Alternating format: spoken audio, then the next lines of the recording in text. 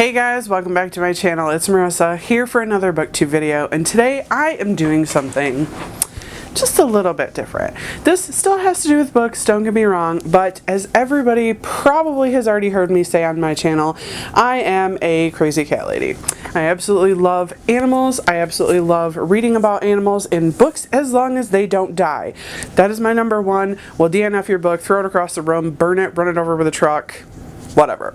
So anyway, what I thought I would do today is go ahead and go through my top 10 favorite animals that are in books. This video would not be complete without showing off my little fur babies. This one's struggling. She's not very happy with me right now, are you? No, are you? I know. This is my mini kitty.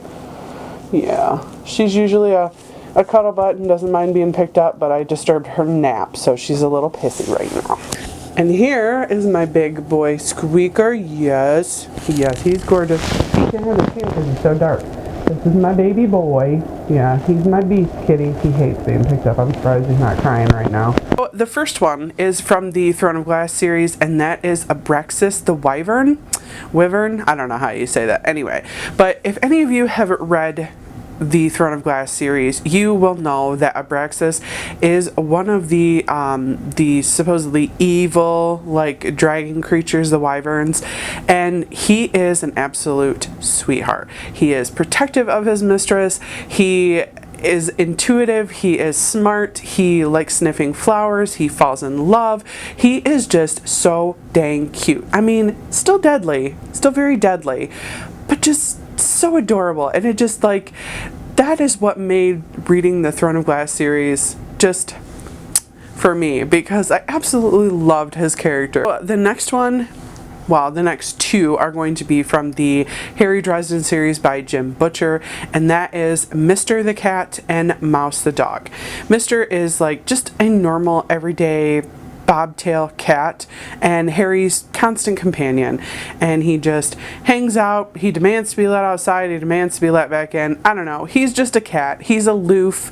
He's not like, he doesn't like talk, he's not magical, but it cracks me up because Jim Butcher chose to put him in these books, and it adds some dramatic flavor to it. That's all I'm gonna say. And then Mouse is a temple dog, which is like the old foo dogs from the Chinese legend. Mouse does actually have superpowers. He is gigantic. He's like he's almost like a Saint Bernard. He's almost like a big Saint Bernard, but he's like gray, and he's super protective, and his bark can basically cause like tremors in the ground. And yeah, Mouse is a badass dog. Plus, he's a big old baby, still loves belly rubs just like any dog does. So yeah, definitely love him. So the next one is from the Scorpio races, of course, which I read just recently by Maggie Seafader, and that is Kor the Cappy Ushi. Cappy Ushi? I don't remember how to say it. The book pointed it out. Anyway, he's a water horse. Basically, that's all you need to know. And he is one of the special water horses that he is like the only one that doesn't try to run away or really try to kill anybody.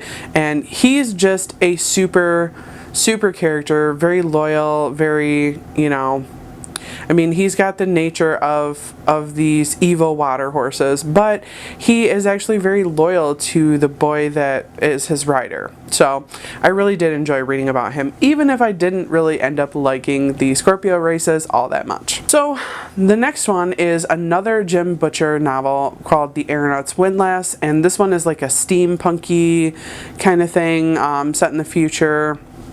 And this character is Raoul the cat. And all these cats, there's a bunch of cats in here, and they talk, but they each have weird names like Meow and Raoul.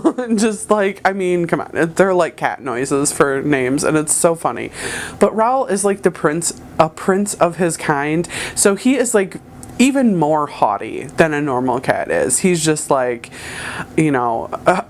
everyone else, and oh, I'm a badass and I'm looking down on you because you're an underling and humans are here to serve me kind of thing. And I love his attitude. I love the dialogue that he gets throughout it. It is hilarious. Again, that made this book worth, like, even more worth reading, besides the fact that it's by my favorite author. So the next one is from the Mercy Thompson series by Patricia Briggs, and I know I've talked about that on this channel. It's like a supernatural, not really romance, I mean kind of romance, supernatural fiction, fantasy, whatever. And this is Medea the cat. This is Mercy Thompson's cat, and she is like the only cat that doesn't have a problem living around werewolves. She loves everybody. She's just a big old ham and absolutely just doesn't care. Oh, you're a werewolf? Pet me. Love me. Yeah, it's hilarious. I mean, she doesn't talk or anything, but you know, you can kind of imagine. So the next one is from the Gentleman Bastard series, which is by Scott Lynch, and that is Regal the cat. And I'm gonna say he makes an appearance in the second book, but it's really not much of an appearance. Locke Lamora is sleeping on the ship. He's just like laying down and he wakes up and there's a cat on his face. Like, just randomly a cat on his face. And then every day after that, this cat keeps coming back to sleep on his face while he's sleeping.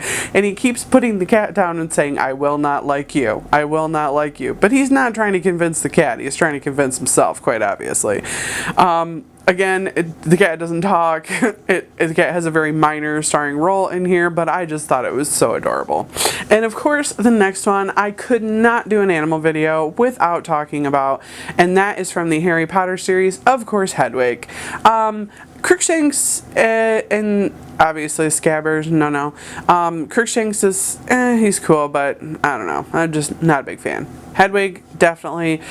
So the next one is going to be from The Horse Dancer by Jojo Moyes, and I did a review video on that. That is like pretty much the only book that made me cry and made me have to put it down and then come back to it because it was just so emotional for me.